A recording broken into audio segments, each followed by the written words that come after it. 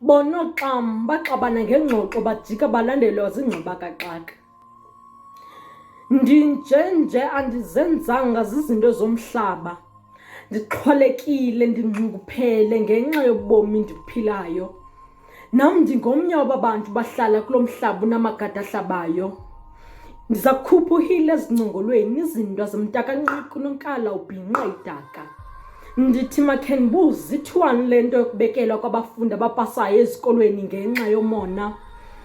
Ke kanti nam ndakhe ndaya esikolweni futhi ibanga le-10 ndafika kulo. Ndafika ndegqitha kwalili ukuba ndifike edyunivesithi zaqala zaguquka izinto. Yaqala inkathazo.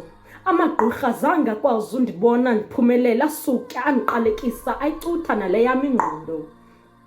Elalini ndabizwa ngamagama kuthiwa ndiligeze eliphambana ngengqondo. Iinyembezi zam zazichiphiza kwamachontsi amanzi echibini intlungu engaziwayo kulo mhlaba.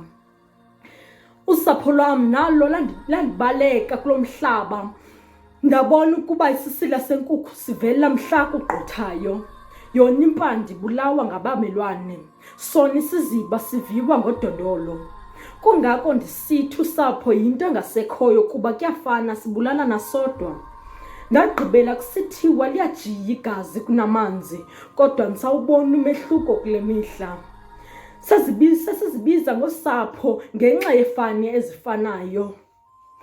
Kungenxa kabani ukuba kungabikho namnye kusapho ofikelelayo kwibanga le-10. Kungenxa kabani ukuba kunabela uqaqaqa unyaka nonyaka emizini. Naba bazenzanga ngamayelenqa agqunywe ngetyali nefaskoti abawenzelwa ngabantu kanye apha elalini nditsho nakusapho uqobo. Abo bantu bahleka nabo bengazi kuba bambathe ufele legusha.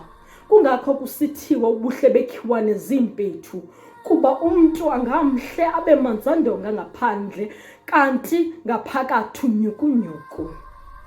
Ndisatsho xam baxabana ngengxoxo bajika balandelwa zingxubakaxaka. Imbongi yosiba. Yiloo ntyatyambo ethandwa ziimbongi.